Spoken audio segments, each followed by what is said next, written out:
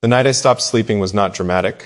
There was no scream, no shattering glass, no moment where the sky split open and something fell through. It was quieter than that, far more dangerous than that. I was lying in a bed that cost more than my first car, in an apartment on the 14th floor of a building where every window looked out over a city that I had convinced myself I was conquering, and I felt absolutely, completely, terrifyingly nothing. Not sad, not broken, not even tired in the way that sleep can fix, nothing, like someone had reached inside my chest while I was busy optimizing my morning routine and quietly, without announcement, without ceremony, removed whatever it was that made me feel like a person. I want to talk to you tonight, not at you, not above you, not with the kind of polished, rehearsed certainty that gets 10 million views and leaves you feeling simultaneously inspired and somehow more alone than before you pressed play. I want to sit across from you in the dark, really sit, and say the things that men like me spend entire lifetimes engineering their lives to avoid saying out loud. Because I was good at this. I was exceptionally, frighteningly good at building a life that looked like the answer to every question anyone had ever asked about success. I built a business before I turned 30. I built a body that made strangers respect me before I even opened my mouth. I built a calendar so full that anyone who saw it would assume I was important, and maybe they were right, but important to what, for whom, in service of what deeper truth. Those questions never made it onto the calendar. I built a reputation for being the kind of man who handled things, who didn't crumble, who showed up, delivered, performed, exceeded expectations, and went home, which is to say, went back to the apartment on the 14th floor, and felt nothing. I thought nothing was strength. I thought nothing meant I had transcended the weakness of feeling. I thought nothing was what it looked like when a man had truly arrived. Wait, before you scroll, I know what you're doing. I know the exact micro-decision happening in you right now because I lived on the other side of it for years. You're deciding whether this is going to be about you, whether what I'm describing sounds familiar enough to be worth the discomfort of staying, whether you can afford emotionally to let something land tonight. And I want you to know that whatever you decide in the next 5 seconds, whatever your finger does, some part of you already knows that what I'm describing is not foreign. Some part of you has been in that bed, maybe not the 14th floor, maybe it's a studio apartment, maybe it's the family home where you grew up and told yourself you'd leave by now. Maybe it's a marriage where 2 people are technically present and functionally strangers. Maybe it's just the bathroom, 11 p.m., staring at a face in the mirror and having the quietly devastating thought, I don't recognize you anymore. Don't deny it. Not tonight. Here's what I learned, and I want to say this carefully because I think the way we usually say it is too clean, too packaged, too easily swallowed and forgotten. Here's what I learned about the kind of man I had become. I had confused the absence of visible suffering with the presence of genuine living. I had looked at my life from the outside, the metrics, the milestones, the carefully curated evidence of progress, and declared it healthy because nothing was visibly bleeding. And that is one of the most sophisticated, most socially rewarded, most quietly destructive forms of self-deception available to a human being. Because the world will not stop you. That's the part they don't tell you. The world will not pull you aside, will not sit you down, will not look at your perfectly constructed exterior and say, wait, something's missing here. The world will hand you the next award, shake your hand, repost your results, ask you to speak at their conference. The world is deeply, structurally invested in your performance continuing, and it has almost no mechanism for noticing, let alone caring, that the performer has gone hollow inside the costume. So you perform, and you get better at performing, and at some point, this is the part that should terrify you, at some point you perform so consistently, so convincingly, that you can no longer locate where the performance ends and where you begin. You've optimized yourself into a stranger. You've engineered yourself into an echo. And the worst night of your life is not the night something falls apart. The worst night is the night everything is perfectly in place and you feel nothing and you realize with slow, sickening clarity that the nothing is not temporary. The nothing has been there for a long time. You just stayed busy enough to avoid meeting it. Tell me something. When was the last time someone asked you how you were and you told them the truth? Not the performance truth, not the I'm good, been busy, a lot of exciting things happening truth that we hand to people like a business card. The real truth. The 2 a.m. truth. The truth that lives in the part of you that you don't let anyone enter because you decided somewhere along the line, and I want to trace this with you for a moment because this is important. You decided that being known was more dangerous than being alone. Think about when you learned that, because you did learn it. This is not your nature. This is not who you came into this world as. Watch children. Watch the absolute, unself-conscious, radical openness of a child who hasn't yet learned to perform. They tell you everything. They cry in public without apology. They say, I'm scared and I don't know, and will you stay? They reach for hands. They admit hunger. They say, I love you approximately 47 times before noon. And then something happens, and the something is different for each of us. For some of us, it was a father who modeled silence as strength. and we became his disciples without ever being formally ordained. For some, it was the first time we were vulnerable and were laughed at or left or told explicitly or through the exquisite cruelty of someone simply not responding, that the soft version of us was inconvenient. For some, it was subtler than that. It was just the accumulation of years of tiny lessons, small environmental instructions, that the world rewards the armored version and has very little patience for the one who bleeds. And so we built the armor. I built the armor. And the armor worked. That's the genuinely complicated part. That's what makes this so difficult to dismantle, because the armor was not irrational. The armor was a reasonable, intelligent, adaptive response to a real environment. It protected things that needed protecting when you were not yet equipped to protect them any other way. But here's what armor does over time. It stops letting things out, and then, slowly, it stops letting things in, and then one day you're on the 14th floor, and someone who cares about you asks how you are, and you open your mouth to answer, and you realize, with the particular vertigo of a man standing at the edge of something vast, that you genuinely don't know, that you have been so committed to managing the presentation of your inner life that you have lost actual access to your inner life, that you have performed okayness for so long that you can no longer distinguish between performed okayness and real okayness, and the uncertainty of that is more frightening than any failure you've ever experienced publicly. She didn't fix me. I want to say that clearly because this story could easily be misread, and I won't let it be misread. She didn't arrive like a solution. She didn't swoop in with the right words at the right moment and dissolve years of calcified defense with some cinematic speech. She wasn't the answer. She was something more disruptive than an answer. She was a witness. She was just there, in the way that very few people in my life had chosen to simply be there without an agenda, without a performance of their own to maintain, without needing me to be okay so that she could be okay. She had this quality. I've spent a long time trying to name it precisely. She had this quality of stillness that wasn't passive. It wasn't indifference dressed up as peace.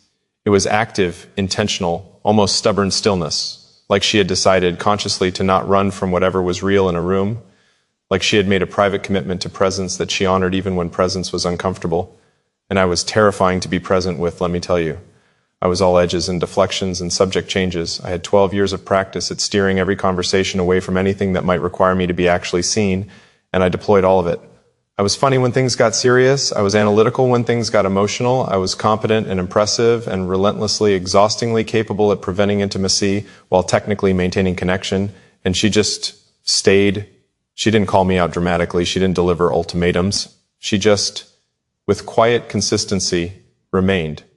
And her remaining, the sheer, unremarkable persistence of her showing up and not leaving when I gave her every reasonable reason to leave, began doing something to me that no achievement, no discipline, no self-improvement program had ever come close to doing. It began making me feel safe. Not safe as in comfortable, not safe as in easy. Safe as in, and this took me a long time to articulate, safe as in, I think I might be allowed to exist here without performing. Safe as in, something is telling me that if I said the true thing right now, the real unpolished, not ready for public consumption thing, the room would not collapse and she would not leave and I would survive the exposure. And one night I tested it. We were sitting in her kitchen. It was late. One of those conversations that starts as small talk and then without your permission migrates somewhere deeper. And she asked me, so simply without dramatic intonation, just a real question asked by a real person. She said, are you happy? Not happy with work? Not happy with the direction things are going? Just, are you happy? And I felt the machinery engage. I felt the automatic response systems activate. I had a perfectly serviceable answer queued up about gratitude and perspective and how happiness wasn't really the goal, growth was the goal, which was true, and also, I recognized in that moment with sudden and nauseating clarity, had been functioning for years as my most sophisticated method of avoiding the question. I didn't say that answer, for reasons I can't fully explain, for reasons that had something to do with the way she was looking at me. Not expectantly, not anxiously, not with the particular look of someone who has a preferred answer and is hoping you'll arrive at it. For reasons that had to do with how tired I was of the performance, how genuinely, bone-deeply exhausted I was by the maintenance of the image, I didn't deploy the answer. I sat in the silence for longer than I had ever allowed silence to exist in the presence of another person. And I said, no, I don't think I am. I think I've been building things instead of feeling things for so long that I actually don't remember what happy feels like. And that terrifies me more than I can explain in a way that makes sense. The ceiling didn't fall. She didn't look horrified. She didn't look disappointed. She didn't immediately begin offering solutions or silver linings or motivational reframes to sand down the rough edges of what I'd just said. She said, "Thank you for telling me that. That's it. Thank you for telling me that. And I want you to understand what happened in my body in that moment, because this is the part that has taken me the longest to understand, and I think it might be the most important thing I can tell you tonight. What happened was not relief, though there was relief. What happened was not connection, though there was connection. What happened was a grief, a sudden, unexpected, overwhelming grief for all the years I had carried things that didn't need to be carried alone, for all the nights I had turned away from potential witnesses because I had decided from behind my armor that being known was risk I couldn't afford, for all the versions of that conversation I had prevented from happening, for all the hands I hadn't taken, for all the questions I had answered falsely, for all the times I had been asked, "How are you?" and had handed someone a business card instead of the truth. I grieved in her kitchen at 1 a.m., and it was ugly and unglamorous and not at all what achievement looks like, and it was the most genuinely alive I had felt in a decade. Look at me for a second. I need you to understand something about the story you've been telling yourself about why you can't let anyone in. I need you to hear this not as judgment, truly not as judgment, because I lived that story with more conviction and sophistication than most, but as someone speaking from the other side of it. The story goes something like this. I have to have it together before I can be known. I have to arrive at some level of completion, some sufficient degree of resolution, before I'm safe to let someone truly see me. Once I've solved the anxiety, addressed the grief, healed the old wounds, built the financial security, achieved the fitness level, resolved the professional uncertainty. Once I've handled all of that, then I'll be ready for genuine connection. It's an incredibly convincing story. It is also, and I say this with complete love, a prison you built yourself. Because the destination you're waiting to arrive at before you allow yourself to be known doesn't exist. There is no version of you that has resolved all of it, that has no remaining edges or wounds or uncertainties or fears. There is no completed, finished, fully arrived version of you waiting at the end of the self-improvement project who will finally be safe enough to bring to another human being without risk. That version of you is not coming. And the years you spend waiting for that version to arrive are years of genuine living that pass while you remain behind glass, visible, impressive, and fundamentally alone. Completion is not a prerequisite for connection. Connection is how we become more complete. Here's what I learned about the empire I built. I built it on the understanding, absorbed in childhood and never consciously examined, that love is earned. That presence must be justified. That you are welcome in the room to the degree that you are useful in the room, and the moment you stop being useful, the moment you become a burden, a complexity, a problem requiring attention rather than a resource providing solutions, you will be quietly, painlessly, efficiently removed from the room. I built an empire on that foundation. I thought I was building success. I was building a defense. Every achievement was a brick. Every milestone a wall. Every credential, every accolade, every impressive result in every domain. I was not building towards something. I was building away from something. I was building away from the terror of being ordinary and being found insufficient. I was building away from the small boy who had learned in ways that left no visible bruise that ordinary was dangerous, that needing things was dangerous, that the safe version of him was the capable version, the high-performing version, the version who solved problems rather than creating them. And so I became magnificent at solving problems. And I became completely unable to say, I am one of the problems that needs solving. Tell me something. When you imagine asking for help, really asking, not the performative ask where you already know the answer and you're just allowing someone to feel involved. When you imagine the real ask, what happens in your body? Because I know what happened in mine. There was a cold contraction, a preemptive shame. A certainty arrived at faster than conscious thought that the asking would confirm what I secretly feared about myself. That beneath all the capability, beneath all the architecture of competence, there was something insufficient. Something that hadn't quite made it, something that, if exposed, would justify every doubt anyone had ever had about me, and more importantly, every doubt I had ever had about myself. This is the thing about the prison of having it together. It's not just that it's lonely, though it is profoundly lonely. It's that it requires constant energy. It is metabolically expensive to maintain. Every day you spend in perfect performance mode is a day you spend burning fuel on the containment of self. And the cumulative cost of that over years is a kind of exhaustion that has no name in polite conversation. It's not burnout exactly, though it lives near burnout. It's more like, you know what it's most like? It's like being an actor who's been playing the same character for so long that they've forgotten their acting. They're not performing anymore, technically, because there's no longer a backstage self that remembers what the performance was covering. There's just the character, standing in an empty theater, going through the motions for an audience that left hours ago. I was performing for an audience that had left. The people whose approval I had originally built the performance to secure, some of them were gone, some of them had never seen the performance at all. Some of them, if I'm genuinely honest, would not have asked for it. The approval I was seeking had not been withheld so much as I had decided it was conditional and had spent 30-some years working to meet conditions that may have never existed outside my own terrified imagination. She stayed, "That's still the part that rewrites me when I sit with it. Not what she said, not any particular action, just the staying, the unremarkable, consistent, faithful act of continuing to show up for a man who had given her exactly no guarantee that he would be capable of receiving what she was offering. There was an evening, months into this process of being slowly, reluctantly, gratefully dismantled, when I did something I had not done in adult memory. I canceled plans. I turned off the phone. I said out loud to another human being, "I need to just be with you tonight. I'm not okay and I don't want to fix it yet. I just don't want to be alone with it." It was 6 sentences.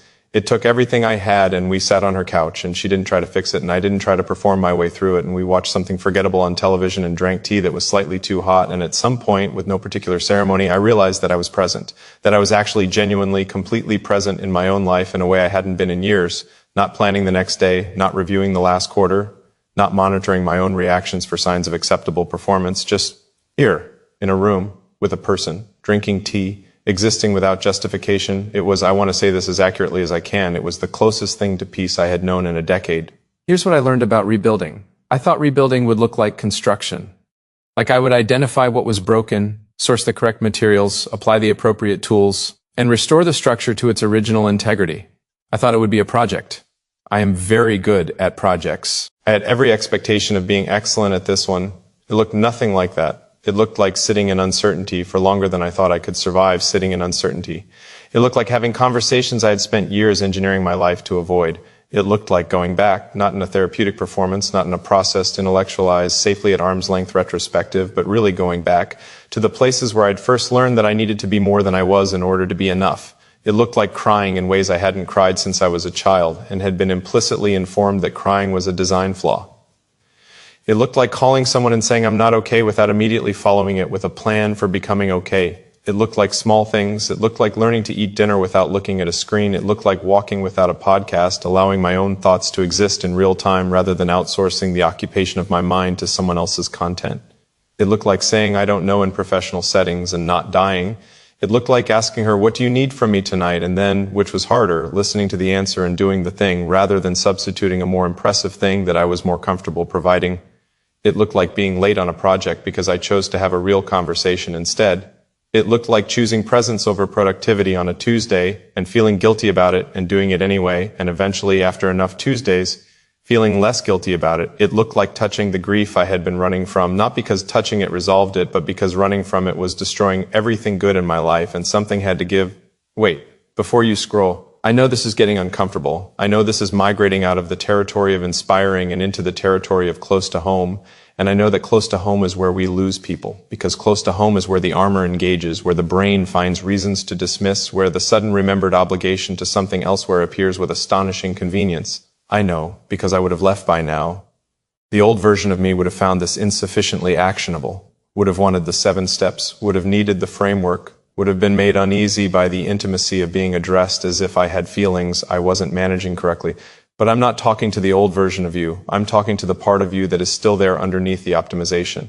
The part that gets quieter and quieter as the years pass and the performance intensifies, but does not, I promise you, does not disappear. The part that knows the number of your achievements and the depth of your exhaustion and the size of the gap between them. The part that has had the 2 a.m. thought, the part that looked in the mirror, the part that sometimes, in the middle of a perfectly productive day, is struck by a sudden, passing, barely acknowledged longing for something it can't name. That part is not a weakness. That part is the truest thing about you. And it has been waiting with remarkable patience for you to stop running long enough to turn around and meet it. Here's what I learned about the collapse. I used to think about collapse as failure, as the worst possible outcome, as the thing that all the effort was in service of preventing. I looked at the men who had collapsed, who had broken down, broken apart, broken through the performance into whatever raw and unmanaged thing lived underneath it. And I felt something I want to name honestly because I think it's important. I felt contempt, or something that wore contempt as a costume and was secretly underneath it terror. Terror that I was 1 bad quarter, 1 bad year, 1 bad night away from being them. I was wrong about collapse. I was wrong in the way that people are wrong about things they've never survived. The collapse, and I understand that this is not what the productivity content will tell you, this is not the message that gets applause in boardrooms. The collapse was mercy. The collapse was not the failure of the system. The collapse was the system recognizing in its deepest wisdom that what was being built was not a home, that what had been constructed with such extraordinary diligence and at such extraordinary cost was not actually protecting the things that mattered, that the empire being built was, brick by optimized brick, replacing the home that had never been built in the first place. And so it collapsed. And in the collapse, in the terrifying ego-dissolving wreckage of a life that looked right and felt empty, there was this space. Genuine, unfamiliar, deeply uncomfortable, absolutely necessary space. Space where the performance had been. Space where the achievement had been occupying every available corner. Space that the running had kept perpetually filled because the running is very good at filling space. It is almost nothing else but a sophisticated method of keeping space from existing. In the space, something was possible that had not been possible before, a different foundation, not the foundation that says I am valuable because of what I produce, a foundation that says I am here. That is enough to begin. Look at me for a second. I want to talk to you about love, not as a concept, not as a category of relationship, not as a thing that will be available to you once you've achieved the right version of yourself. Love as a daily practice of presence. Love as the discipline, and it is a discipline, of turning toward instead of away, of choosing the real conversation over the safe deflection, of allowing yourself to be witnessed in the moments where being witnessed feels most dangerous, which is to say, the moments when you are most yourself. I watched her practice this. I watched her practice it with me, which required extraordinary patience, but I also watched her practice it with herself. I watched her notice when she was performing okayness and choose instead to speak the real thing. I watched her say, I'm afraid of this and I don't know how to do this and I need you to stay with me tonight in ways that were not weakness and were not failure and were not the absence of strength, but were, I came to understand, the specific courage it takes to remain a full person inside a world that is constantly proposing you become a performance instead. She taught me that. Not through instruction, through demonstration, through the quiet, daily, unremarkable revolutionary act of refusing to disappear. Here's what I learned about the altar.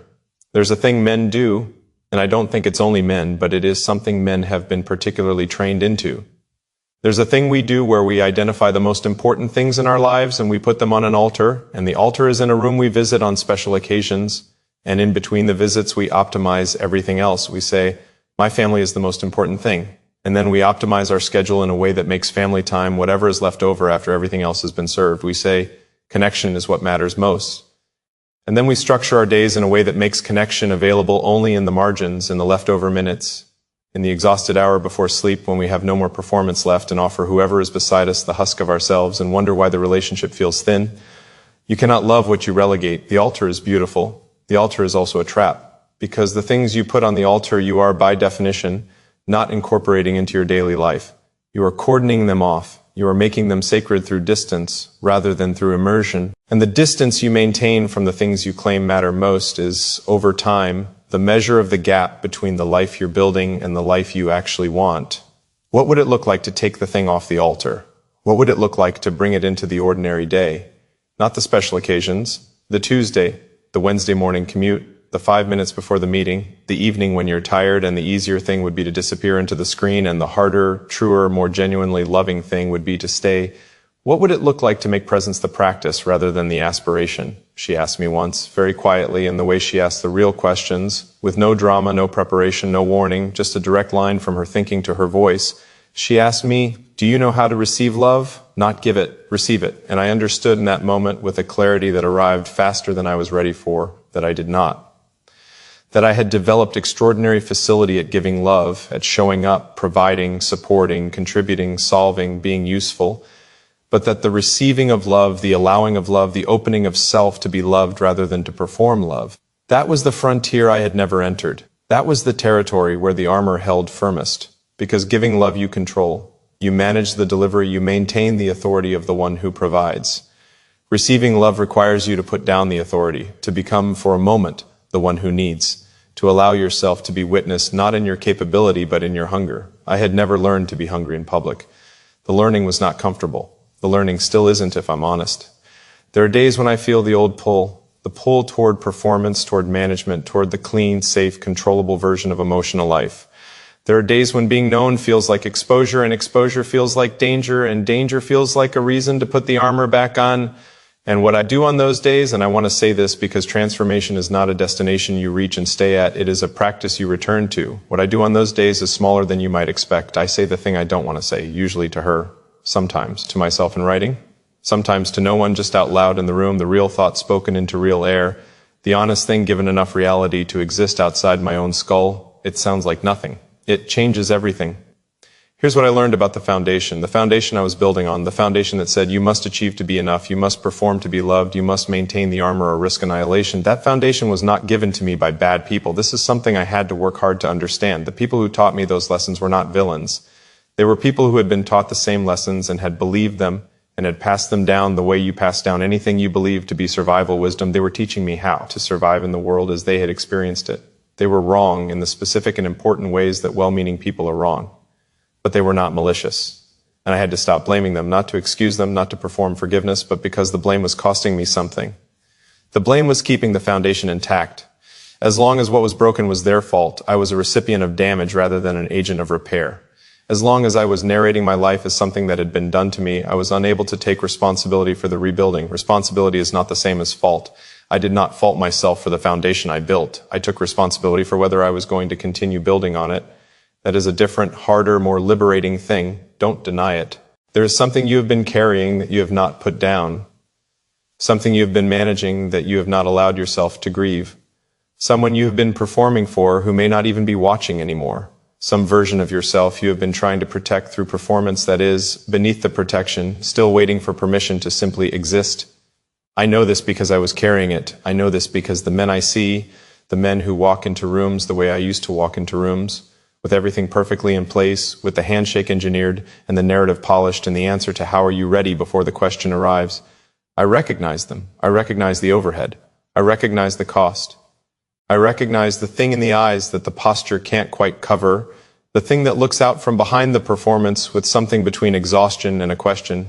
The question is always some version of, is there another way to do this? And the answer is yes. I cannot give you a system. I cannot give you a program. I cannot give you the 5 steps because there are no 5 steps, and anyone selling you 5 steps to genuine emotional availability and authentic presence has not actually arrived there and is possibly, with the best of intentions, helping you mistake the map for the territory. What I can give you is this. Start small. Start with one true thing said to one person who has earned it. Start with one morning where you don't immediately reach for the phone, where you allow yourself to exist in your own consciousness for 5 minutes without optimization, where you notice what's there, where you permit what's there to be there. Start with one evening where you choose presence over productivity and you don't justify it and you don't apologize for it. Start with asking for something you need and not immediately offering to not need it. Start with the look in the mirror and the honest thought, not the inspiring thought, not the motivational thought, the honest thought, and let it exist without fixing it. These are not dramatic.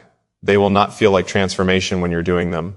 They will feel like small, quiet, somewhat uncomfortable choices that make no visible difference and could easily be skipped. Do not skip them. They are the new foundation. Brick by unremarkable brick. She is asleep in the other room.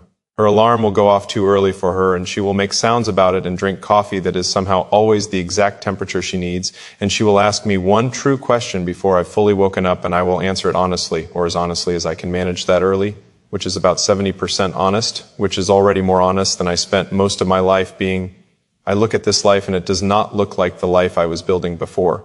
It is smaller in some of the ways I used to measure size. There are no more 14th floors. There are fewer credentials on the wall. There are entire weeks that a previous version of me would have looked at and seen failure. Not enough produced, not enough achieved, not enough empire expanded. I look at those weeks and I see a meal cooked together, a conversation that went somewhere real, a morning where I was present enough to notice the light, an evening where someone asked if I was okay and I told them the truth, the actual truth, and the room held it and I held it, and the world did not end. I look at those weeks and I see a home, not the empire I was building, a home. Here's what I learned finally about love. Love is not the reward at the end of the performance. Love is not what becomes available when you've resolved everything that needs resolving and arrived at the completed, final, polished version of yourself. Love is not something you earn by becoming enough. Love is, and I want you to really hear this, I want you to let this pass the armor if you can, just for a moment. Love is the practice of remaining present with the truth of another person. And it requires, as its precondition, your willingness to remain present with the truth of yourself. You cannot offer what you will not allow. You cannot receive what you will not approach. You cannot build a home on a foundation of performance. Because performance is a foundation that requires constant maintenance and eventually exhausts the one maintaining it, and you end up, as I ended up, on a 14th floor feeling nothing in a life that looks like everything.